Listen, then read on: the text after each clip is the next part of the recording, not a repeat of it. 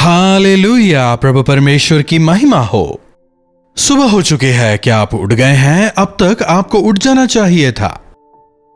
आइए आज दोबारा प्रभु के वचनों को सुने, प्रभु के वचनों को अपने जीवन में महत्व दें। प्रार्थना। पवित्र पिता, आपका धन्यवाद। प्रभु एक और दिन दिखाया, आज दोबारा आप अपने वचनों से हमसे बात करें, आत्मिक तौर पर हमें बलवंत करें। यीशु के नाम से प्रार्थना मांगते हैं, आमीन। जी हां, प्रभु से यही मांगना चाहिए। मुझे बड़ा घर दें, बड़ी गाड़ी दें, मेरे बैंक में अच्छा बैंक बैलेंस हो।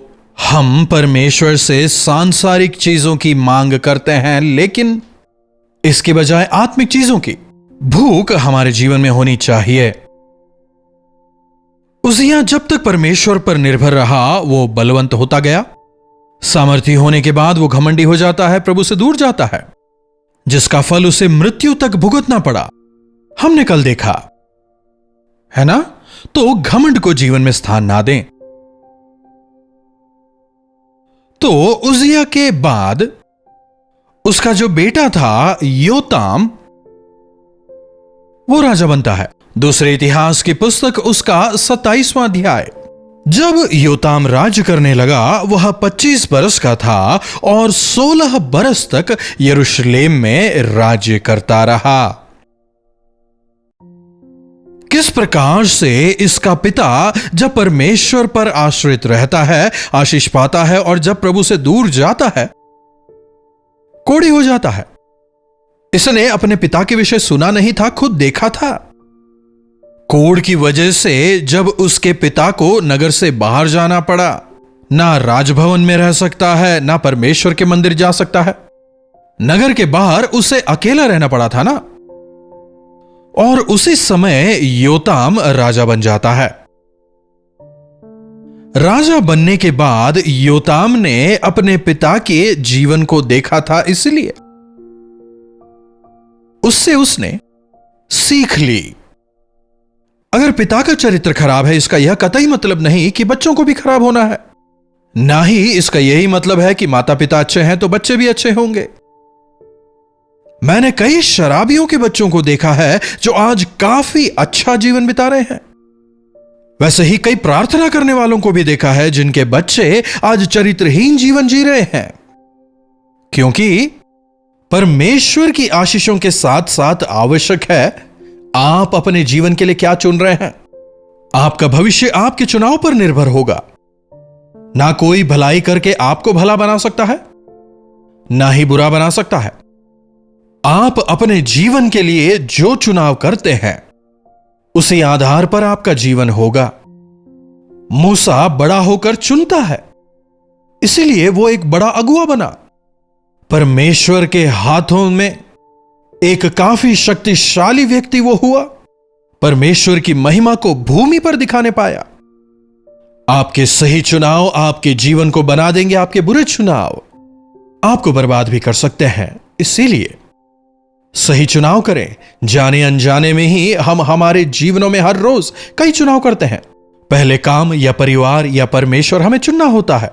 क्या पवित्रता चुनूं या अपवित्रता, हां कहूं या ना कहूं, एक क्लैरिटी हमें होनी चाहिए। सही निर्णय लेना आना चाहिए। परमेश्वर कहते हैं तो चुन ले, तेरे सामने जीवन है, मृत्यु है, अंधकार है, रोशनी है, यह चौड़ा मार्ग है या सकरा मार्ग है, तुझे चुनाव करना है। योताम जब पिता ने परमेश्वर पर विश्वास किया था, कितनी आशीषें उसने पाई योताम ने देखा था। साथ ही साथ उसने यह भी देखा जब वह घमंडी हुआ तो किस प्रकार से कोढ़ ने उसे जकड़ लिया। इन चीजों से सीखकर योताम निर्णय लेता है कि मैं परमेश्वर के सामने अच्छा जीवन बिताऊंगा। लेकिन उस समय जो प्रजा थी वे दुष्ट थे।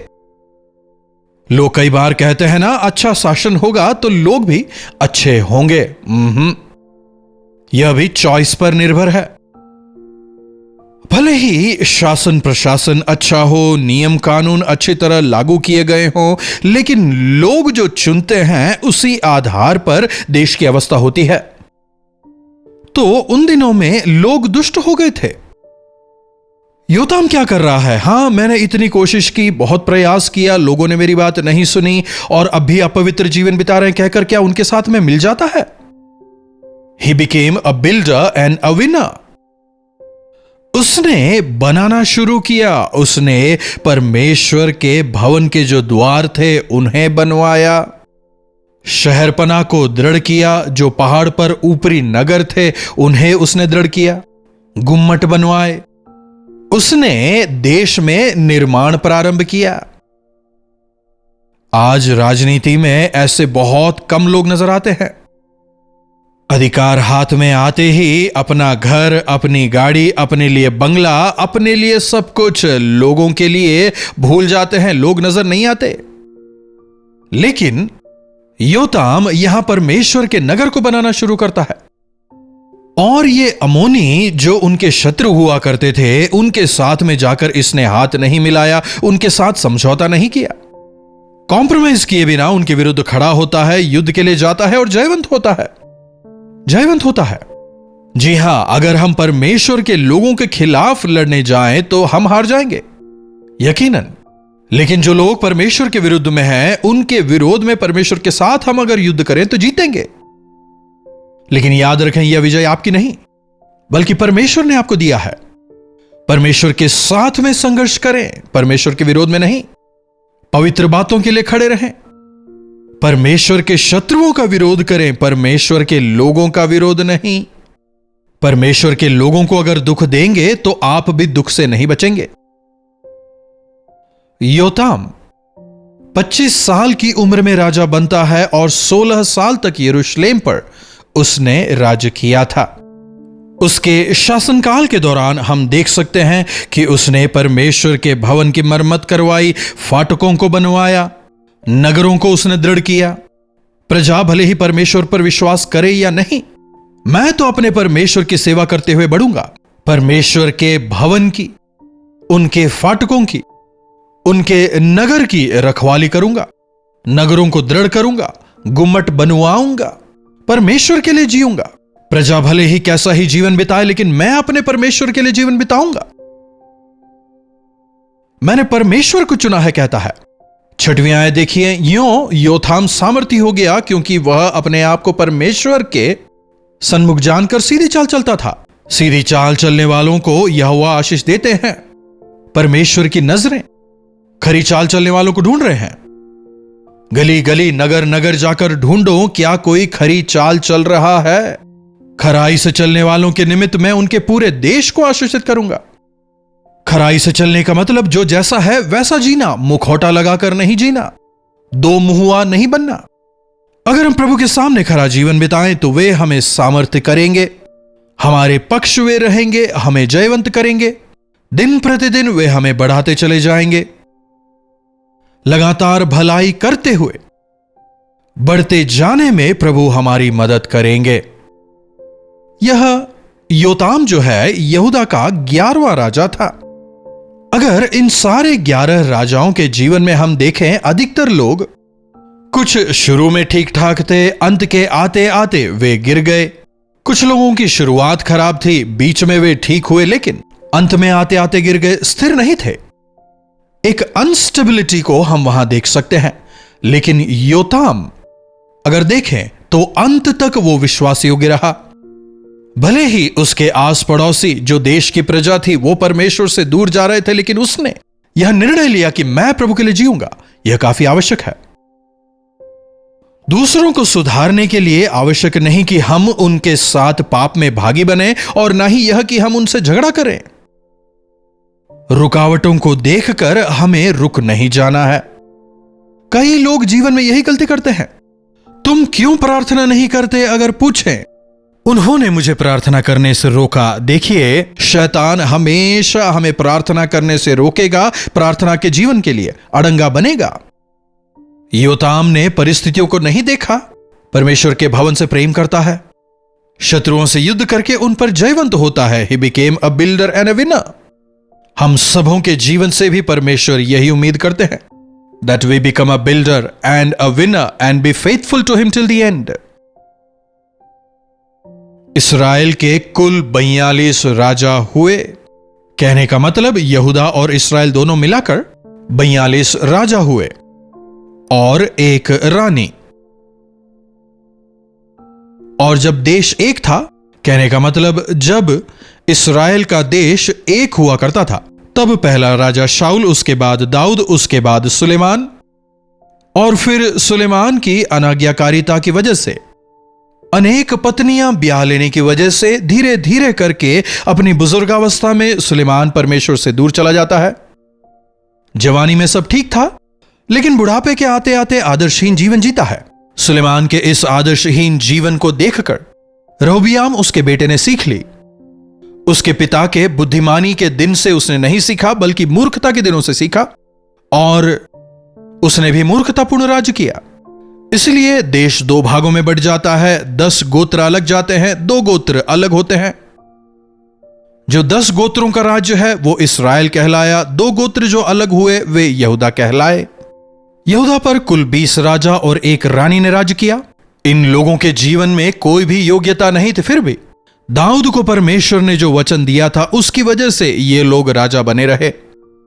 तो इनमें से अब तक हमने 11 राजाओं पर चर्चा कर ली है। इस प्रकार से हमारा जीवन ना होने पाए, इन राजाओं और 1 रानी के जीवन से हमें सीखना है, और एक स्टेबल विश्वास योग्य जीवन हमें परमेश्वर के लिए बिताना है। यही तो परमेश्वर हमसे चाहते भी हैं। तो आइए इन राजाओं के जीवन से सीख लेते हुए हम परमेश्वर के लिए एक स्थिर आत्मिक जीवन जिएं और अपने जीवनों से परमेश्वर को महिमित करें। अगर इन राजाओं के जीवन से आपने सीखा है तो अवश्य लाइव चैट पर आइएगा और हमें बताइएगा। प्रार्थना। महापवित्र स्वर्गीय पिता परमेश्वर, प्रभु एक बार फिर से आज दोबारा अपने वचनों द्वारा आपने हमसे बात की है, हम आपके शुक्रगुजार हैं। प्रभु, राजा योताम के जीवन के लिए आपका धन्यवाद।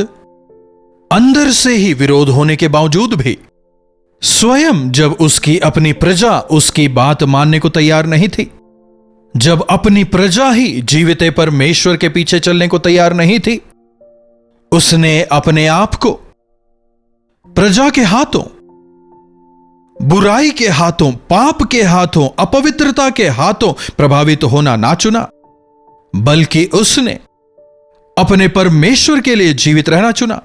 प्रभु, तमाम विरोधों के बावजूद अंत तक विश्वास योग्य रहने का अनुग्रह हमें भी दें। भले ही कोई साथ आए ना आए, अकेले आपकी महिमा में आगे बढ़ने में और आपको महिमित करते हुए जीवन जीने का अनुग्रह हमें से हरेक को दें। यीशु के नाम से प्रार्थना मांगते हैं, आमीन। अब हमारे पिता परमेश्वर का प्रेम, प्रभु यीशु मसीह का अनुग्रह, पवित्र आत्मा की संगति और सहभागिता हमें से प्रत्येक के साथ आज, कल और सर्वदा बनी रहे, आमीन। प्रभु की स्तुति हो।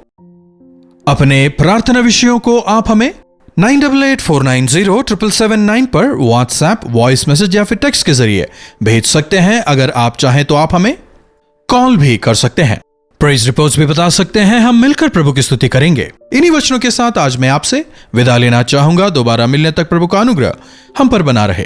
कल्वरी दर्शन, ये है प्रेम के दर्शन, यीशु प्रेम के दर्शन।